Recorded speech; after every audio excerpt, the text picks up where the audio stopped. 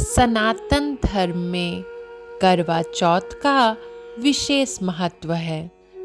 यह व्रत शादीशुदा महिलाएं अपने पति की लंबी उम्र के लिए रखती हैं। 1 नवंबर को करवा चौथ का त्योहार मनाया जाएगा। हिंदू कैलेंडर के अनुसार हर साल कार्तिक माह के कृष्ण पक्ष की चतुर्थी तिथि को पड़ने वाले इस व्रत को लेकर विवाहित महिलाओं में काफी उत्साह देखने को मिलता है। करवा चौथ की तैयारी जोरों से चल रही है। महिलाओं द्वारा जमकर खरीदी भी हो रही है। वहीं इस पूजा के लिए मिट्टी का करवा, छलनी और कांस के तृण का होना बेहद जरूरी होता है। लेकिन इन चीजों का क्या महत्व है और यह पूजा में क्यों आवश्यक है, यह बहुत कम लोग ही जानते हैं। इस दिन चंद्रमा को छलनी से देखने की एक विशेष परंपरा है, जिसका लंबे समय से पालन किया जाता रहा है। छलनी से चंद्रमा देखने के बाद पति को भी उसी छलनी से देखा जाता है। लेकिन क्या आप जानते हैं कि ऐसा क्यों किया जाता है? आज हम आपको इसका धार्मिक महत्व बताने जा रहे हैं। क्यों देखा जाता है छलनी से चंद्रमा? करवा चौथ के दिन चंद्रमा को सीधे नहीं देखना चाहिए। ऐसा करना वर्जित माना जाता है। छलनी से व्रती महिलाएं चंद्रमा के दर्शन करती हैं। छलनी इसलिए क्योंकि स्पष्ट रूप से चंद्रमा का हम लोगों को दर्शन नहीं करना चाहिए। किसी न किसी की आड़ में हम लोगों को चंद्रमा का दर्शन करना चाहिए।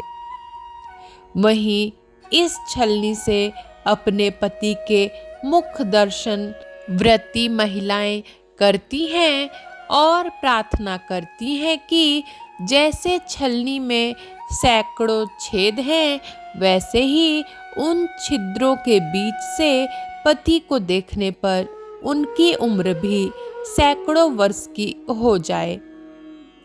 मिट्टी के करवा में जल भरकर चंद्रमा को अर्घ्य दिया जाता है और फिर पति अपनी पत्नी को जलपान कराकर उसके व्रत को परिपूर्ण करता है। पुराणों में भी मिलता है इसका उल्लेख। करवा चौथ का व्रत पुराणों में करक चतुर्थी के नाम से प्रचलित है।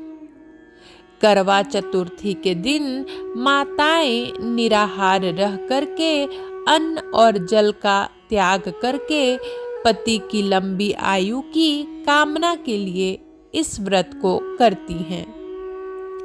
पुराणों में ऐसी कथा है कि प्रजापति दक्ष ने जब चंद्रमा को श्राप दिया कि तुम क्षीण हो जाओ, जो तुम्हारे दर्शन करेगा उस पर कलंक आएगा।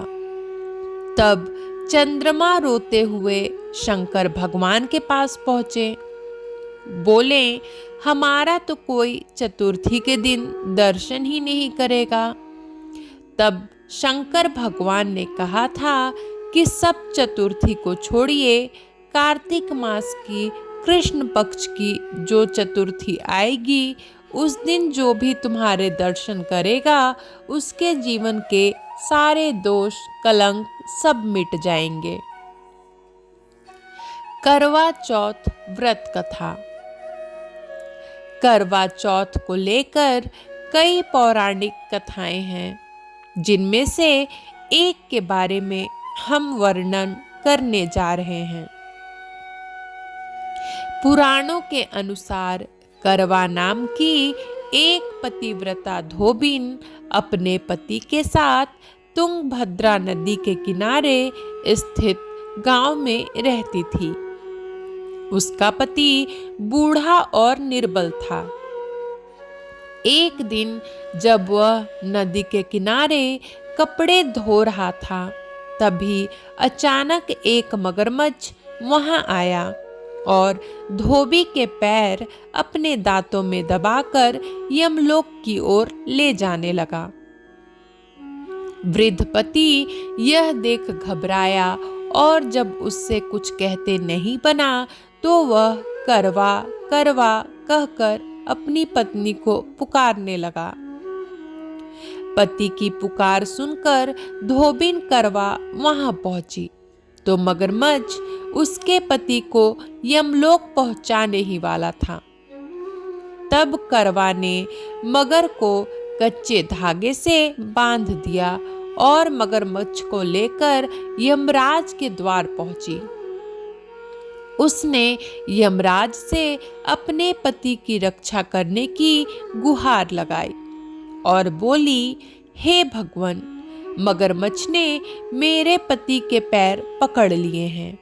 आप मगरमच्छ को इस अपराध के दंड स्वरूप नरक भेज दें।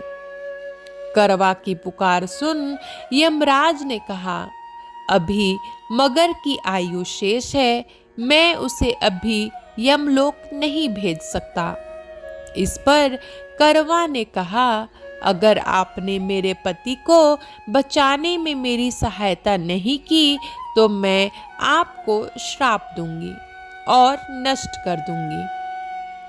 करवा का साहस देख यमराज भी डर गए और मगर को यमपुरी भेज दिया।